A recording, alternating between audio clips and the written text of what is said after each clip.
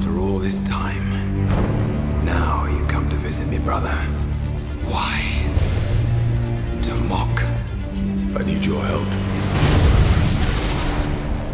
But I wish I could trust you. If you did, you'd be the fool I always took you for.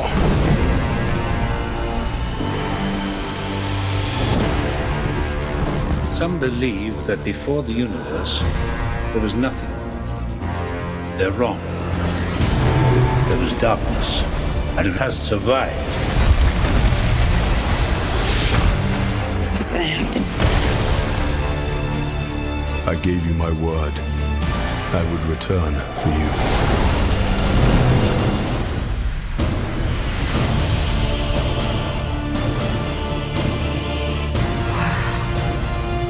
Face an enemy, known only to a few. Known only to one. You must be truly desperate to come to me for help. If we do nothing, they will destroy us. You even think about betraying him. And I'll kill you. That was from New York. I like her.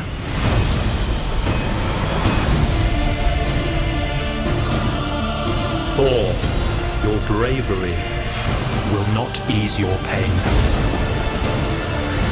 Your family, your world will be extinguished.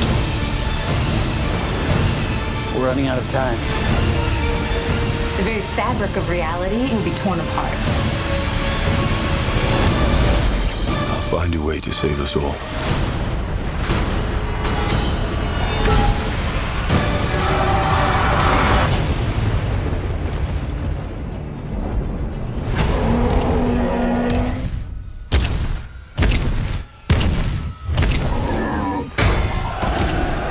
All yours.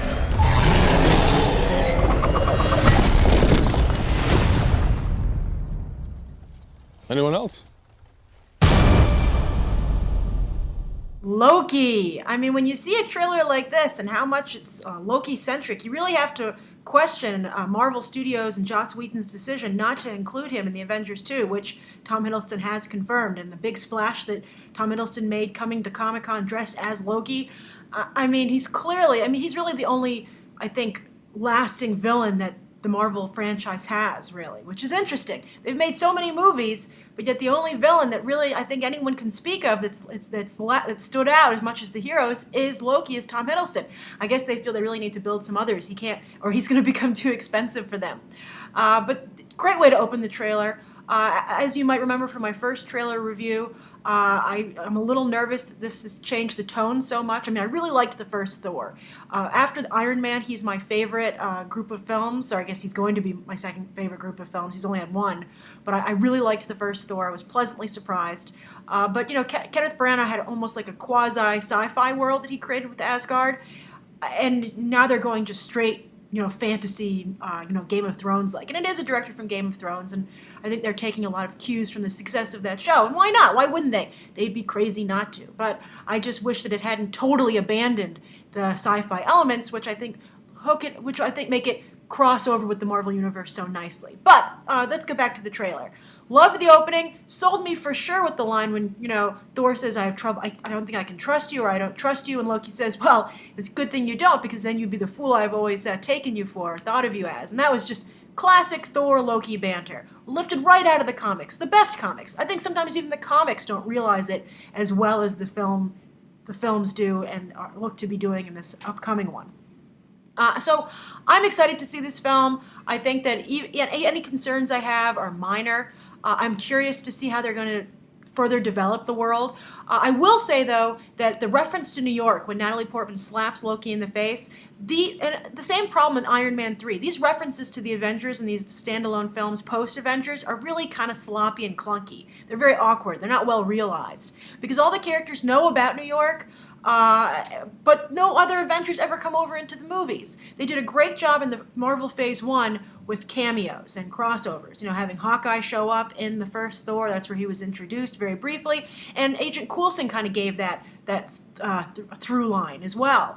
But now we've lost Agent Coulson to television, and I don't know how they're going to replace that. I don't see how after the Avengers you can have these movies where nobody shows up. I mean, a lot of people talked about in Iron Man 3, how is the president's life in danger, and not a single Avenger chips in. It's Marvel, it is a problem for them. I can understand that it would be expensive to do that, but I think they have to find a way around it, or some way to make it a little more plausible, or not have the references to New York, because I think they're trying to have their cake and eat it too, and it just, I don't know, it just rubs me the wrong way. But I'm looking forward to this. I'm curious also to see, speaking of Natalie Portman, her role here is so large, but that they're also expanding Sif's role. They're really a love triangle in the Marvel comics right now. As a matter of fact, Jane Foster and Thor aren't even dating in the Marvel comics. She's not even really around. It's all Thor and Sif.